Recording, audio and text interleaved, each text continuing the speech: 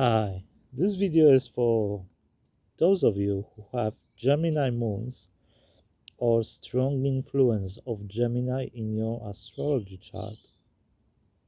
This is also for people who are multi-passionate about stuff and love expressing themselves, love communicating with others, sharing their own authenticity, own heart, also in many different ways.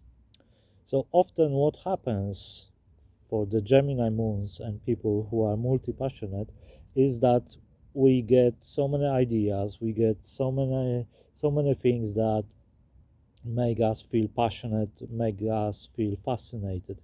But then, what comes to, let's say, you know, physical application of those ideas is that we get caught and we get hindered by the amount of those ideas, and we don't know how to narrow them down. We don't know which one to choose, and or we think that, because the word, very often people in the world tell you, people around you tell you that you have to be certain, you have to focus on one thing, and that pretty much kills our passion for self-expression, because we all often have like many ways of expressing ourselves. For example, myself, I like painting, I like writing stories, I'm working on a novel, but I love poetry, I love making music, I love rap, I love spoken word, and all those things that it's sometimes if I wanted to be like very frequent and persistent, and and have like business like approach, then I would have to dedicate each day at least an hour to one of those communications ways, creative expression ways, but that is very often impossible when it comes to time and when it comes to energy application, when it comes to energy use, because it all, the inspiration kind of like comes, and then I act upon that. But often if I wanted to just grind, as many people call it, then that wouldn't work for me. It has to be, I have to feel the energy flow, that it flows through me, not the persistence and practice is very important. But I've noticed that what's the best way for me to approach my multi-passionate nature is to go with the flow. And today I feel like writing a story or working on my novel, then I'm gonna do it. Later on, maybe I will focus on music more in the evening, if I still have creative energy in the evening. On another day, I may start the day with making a beat, or writing a poem, or doing or painting.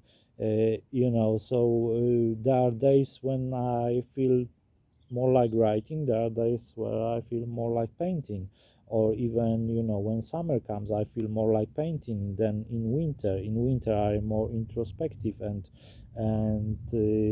I prefer writing. So there are those things. They have their own timing as well. But in the past, what would happen? I would be judging myself, and I would want to want to be really clear on, so which one, which is my thing, basically. Yeah.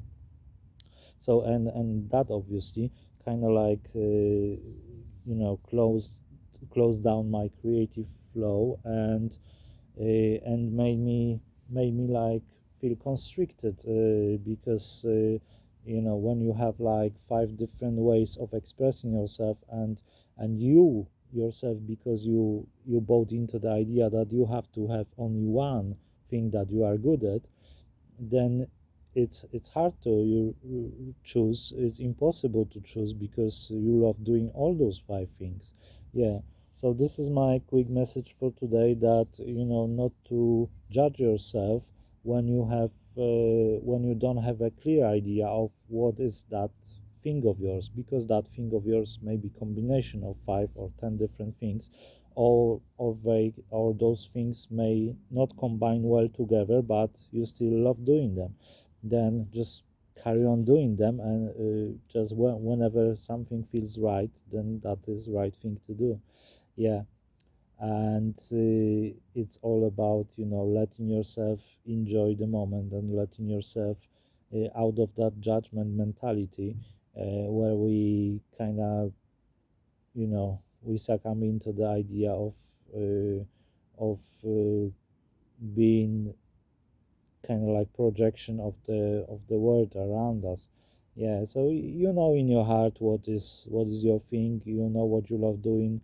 Just if you're struggling with time, if you're struggling with kind of like getting everything done, and you know that you would love to, then just go with what calls you the loudest in the moment. Yeah, and that would be my advice, that I've learned from my own experience. If that works for you, then hopefully that will be of some help. Oh my goodness, got lots of flies. Yeah, lots of flies. Okie dokie. So this is my message for Gemini moons and people with strong Gemini influences in the charts. And I think I'll be doing some videos on this, on this kind of like relation between the feeling and the thinking, and how we often feel a little bit of split in our own psyche, because we have artistic souls, and that is often connected to the water signs, and air is more intelligence, communication, more mental energy. So it can be often that is for me at least, can be often like confusing, because you have like lots of creative imagination in you, but also lots of mental energy, and mental kind of strategies that make themselves known in your mind. Right.